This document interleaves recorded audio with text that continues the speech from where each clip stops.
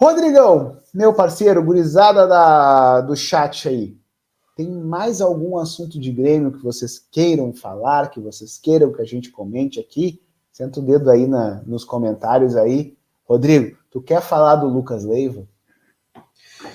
Cara, eu gostaria de falar algumas coisas do Lucas Leiva, né? Mas é um assunto até meio aquilo que eu teria para falar é um assunto meio técnico que a galera não curte, não vai curtir, né? Mas a gente sabe que essas informações aí do Lucas e dessa possível negociação, essas divergências com relação ao que o Lucas Leiva estaria tentando alcançar um acordo, né, para se desligar do Grêmio. Fala-se muito em aposentadoria, né? E de novo a gente vai para uma treta de aposentadoria que na verdade não existe. Por quê? E eu vou me focar nesse comentário. O Lucas Leiva, ele não está de fato se aposentando. Ele está deixando de ser um jogador profissional. Ele está se aposentando como jogador profissional, mas ele não vai se aposentar na acepção jurídica e concreta da palavra. Ele não vai parar de trabalhar para ficar curtindo a vida sentado numa cadeira de praia lá em Capão da Canoa. Não, ele vai mudar de profissão. Ele vai deixar de ser um jogador de futebol profissional, porque ele não pode mais exercer essa profissão, para levar uma outra profissão. E o que está pegando, né, dentro do Grêmio é justamente isso, né, porque a legislação não existe na legislação atual o amparo para que o Lucas se aposente de fato, a não ser como jogador profissional. Ele teria que encontrar uma outra atividade que ele possa desempenhar, e era isso que ele deveria estar fazendo no Grêmio. Porém, o Grêmio quer que ele faça mediante um outro acerto, um outro ajuste salarial, outro salário, coisa que o Lucas não quer. Então, dentro dessa discussão, né, do que fazer e por quanto, o Lucas prefere, evidentemente, permanecer com um contrato que ele tem uma previsão de que ele vai ganhar 500, 600 mil reais, que o Grêmio não quer pagar porque ele não está jogando. Então essa é a grande discussão, né? O Grêmio tem embasamento jurídico para não pagar? Tem, porque o contrato de trabalho prevê que ele só tem que ser remunerado mediante a contraprestação de serviço.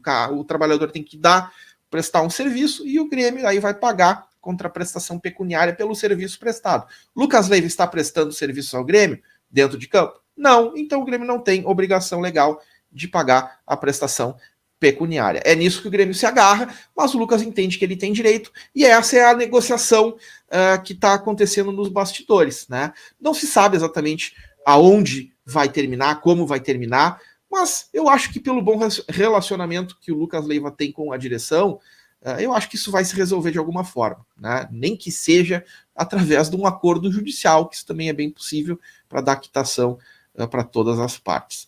O fato é que o Lucas não vai se aposentar mesmo, de fato, ele simplesmente vai deixar de ser um jogador profissional para fazer outra coisa. Deixa eu te fazer uma pergunta, então. Quando um jogador se lesiona, ele também deixa de prestar o serviço involuntariamente. É uma situação um pouco parecida com a do Lucas, porém, obviamente, diferente, né? Mas existe alguma previsão sobre a perspectiva jurídica de um caso assim, ou tem como traçar uma diferença além do que é o óbvio, de que um realmente não vai voltar a jogar enquanto o outro está se tratando para voltar? Eu não sei se eu entendi muito bem a tua dúvida, mas eu vou partir assim da ideia. Quando o jogador ele para, um jogador profissional, ele tem contrato a prazo determinado, né? Quando o jogador ele para por alguma lesão, como qualquer outro trabalhador, né, ele fica afastado, seu contrato fica suspenso, né? Independente se é o Lucas, se é o Joãozinho do Araribóia, não sei quem, pode ser qualquer um. Você tem um contrato de trabalho, ele está lesionado, eles param, o contrato fica suspenso.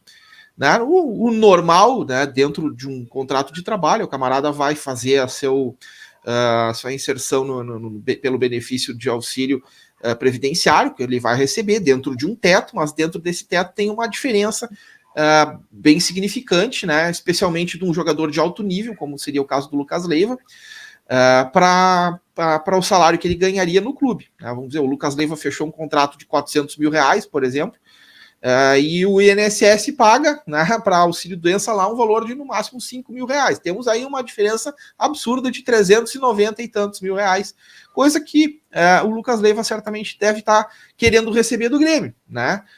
Pelo tempo em que ele ficou sem poder jogar, afastado pelo INSS, mas existem alguns entendimentos que esse valor seria devido, especialmente daquilo que é de relação de direitos de imagens. Então, existe sim uma possibilidade disso ser negociado, de ser trabalhado, mas sob a luz da legislação trabalhista, nas leis trabalhistas, o Grêmio também tem a possibilidade de não pagar, pelo menos aquela parte relativa à assinatura da carteira, né, o valor que está registrado na carteira de trabalho do Lucas. Então, tem essa diferença, né? E com relação a se fosse um outro jogador, um jogador qualquer, eu acho que a maior diferença seria mais pelo tamanho do buraco, o tamanho do valor da diferença de salário. Evidentemente que um jogador de menor expressão vai ter uma diferença menor, né? O clube também talvez não seja um Grêmio, que vai ter um poder de investimento menor, vai ter uma dificuldade diferente. Mas os aspectos jurídicos são os mesmos, né? A dificuldade é a mesma, porque existe de fato aí um problema na legislação aí que vai gerar esse tipo de conflito de interesses. Muito bem, muito bem. Muito obrigado pelos esclarecimentos. Para quem não conhece, este rapaz é um brilhante advogado trabalhista aqui de Porto Alegre.